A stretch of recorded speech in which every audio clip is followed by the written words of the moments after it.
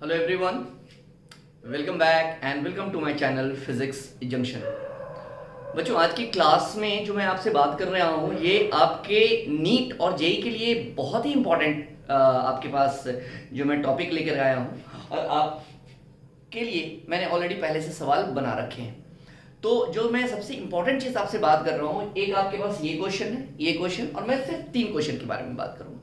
But इस तरह के सवाल को आप देखिएगा कितने आसान तरीके से आप बना सकते हैं।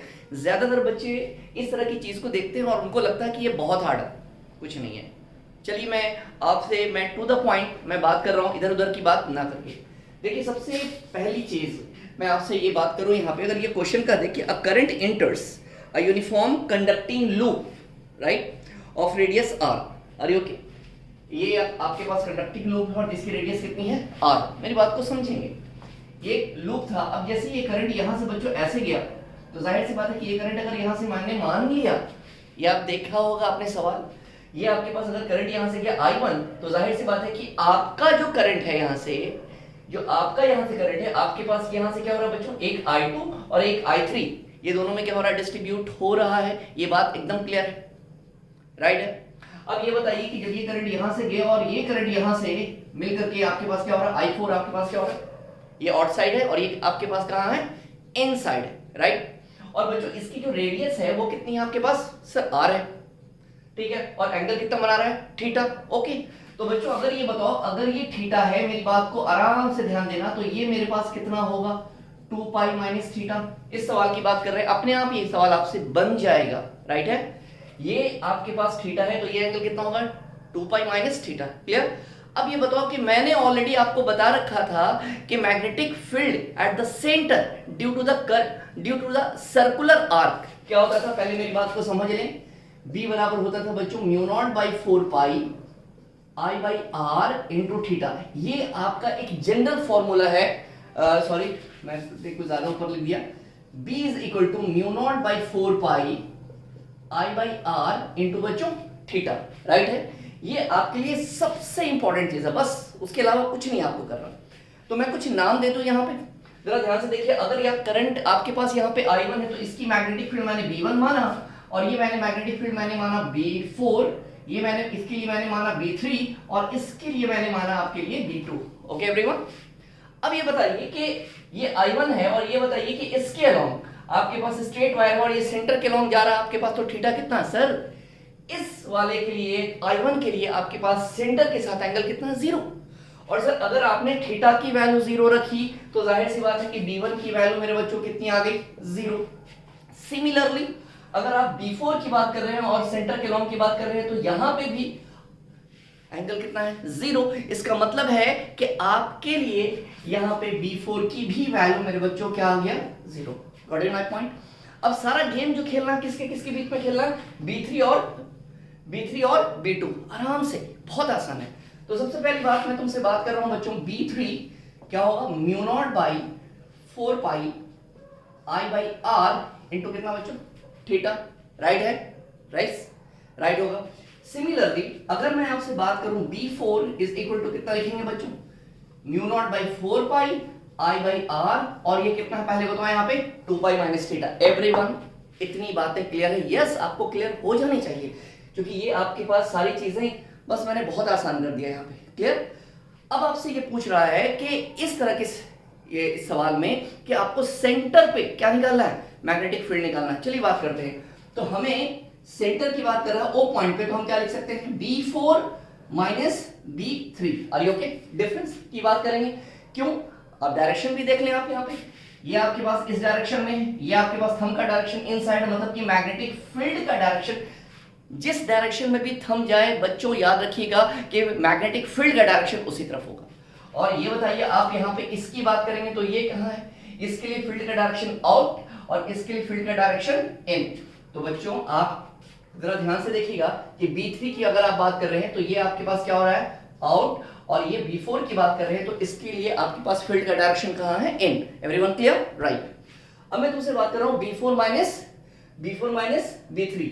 तो बच्चों यहां से एक गलती मैंने और की है, आप लोगों ने ध्यान नहीं दिया।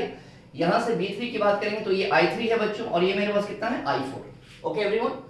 तो बच्चों एक बात मैं आपसे और बोलना चाह रहा हूं, यहां से V4 की वैल्यू मेरे पास कितनी हो रही है, mu naught by 4 pi I R को मैंने बाहर निकाला, और बच्चों हम लिख सकते हैं I4 2 pi minus theta minus कितना लिखेंगे बच्चों यहाँ पे I3 into theta. Everyone okay?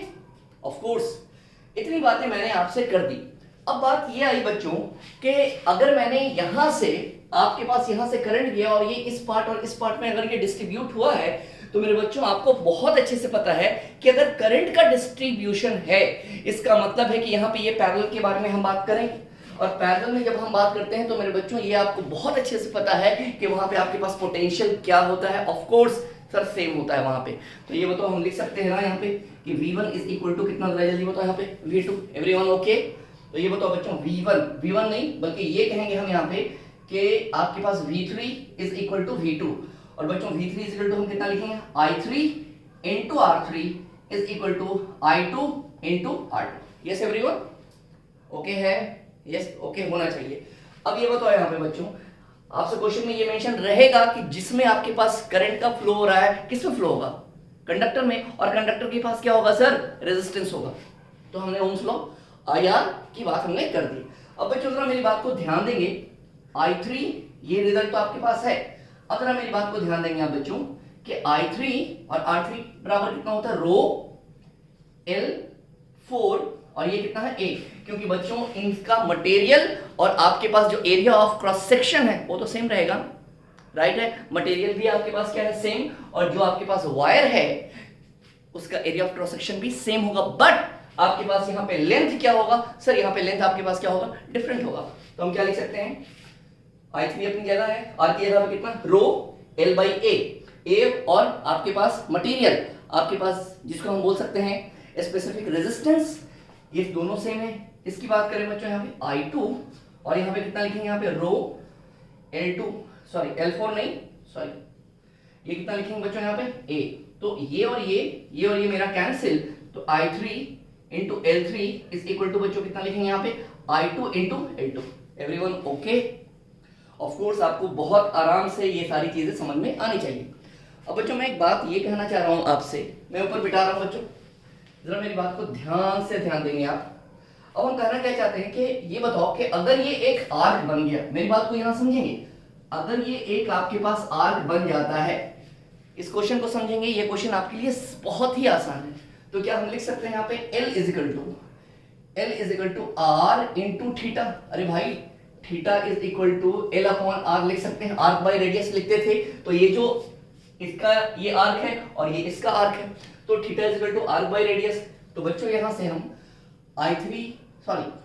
L3 की जगह पे हम कितना लिख सकते हैं, जरा जल्दी बताइए। यहाँ पे L3 के लिए हम कितना लिख सकते हैं, R इंटू थीटा, और बच्चों आपके पास L2 के लिए हम कितना लिख सकते हैं बताइए, R into 2 pi minus theta. Everyone okay?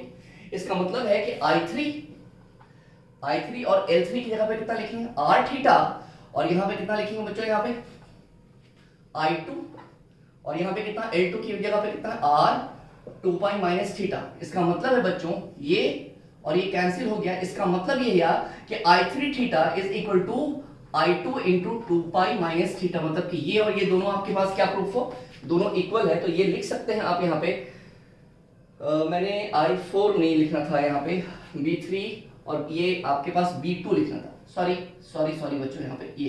तो अब आप बताइए कि I2 2 पाई माइनस थीटा और I3 इंटू थीटा दोनों एक दूसरे के क्या हो रहा है, आपके पास इक्वल हो रहा है। और मेरे बच्चों जब दोनों एक दूसरे के इक्वल हो रहा है तो ये और ये ऑलरेडी क्या हो गया, खत्म, कैंसिल आउट। तो जाहिर सी बात है कि आपके पास magnetic field at the centre क्या होगा बच्चों, जीरो होगा या नहीं होगा। तो इस तरह की सवाल आप ध्यान से देखेंगे, इस तरह का सवाल आपके लिए बहुत बहुत इंपॉर्टेंट है। सिमिलरली अगर मैं इस तरह के सवाल की बात करूं आपसे, उम्मीद है कि समझ में आ गया होगा। चलिए बच्चों, अगर मैं इस सवाल की बात करूं आपसे, ध्यान से देखेंगे आप। अगर मैं इस सवाल की बात कर रहा हूं तो इसको मैंने माना है I1, बच्चों यहां से मैंने माना है I2, this is your I3, और I1 I2, ये आपके पास कितना है I3, और ये आपके पास कितना है I4। ओके है, क्लियर है, बहुत ही सिंपल। ये बताइए कि यहां से बच्चों एंगल कितना बना रहा है 90, तो सर ये बताइए यहां से एंगल कितना बनाएगा sir? Of course 3 pi by 2। Yes और नॉट एवरीवन? 3 pi by 2। तो अब यहां से आप क्या कर सकते हैं, जरा जल्दी बताइए आप यहां से। ये बताइए कि I1 यहां पे सेंटर के लॉन्ग, अगर ये I1 है तो मैग्नेटिक फील्ड कितना B1, तो सर यहां पे आपके पास थीटा 0। सर I3 है, सेंटर के लॉन्ग कितना होगा सर? यहां पे भी थीटा 0 है। और जब थीटा 0 है तो कहने का मतलब है बच्चों कि B1 भी 0 और आपके पास B3 की भी वैल्यू 0, राइट है। अब आप खुद बताइए कि अब हम किसकी बात करेंगे यहाँ पे? B2। B2 कौन है?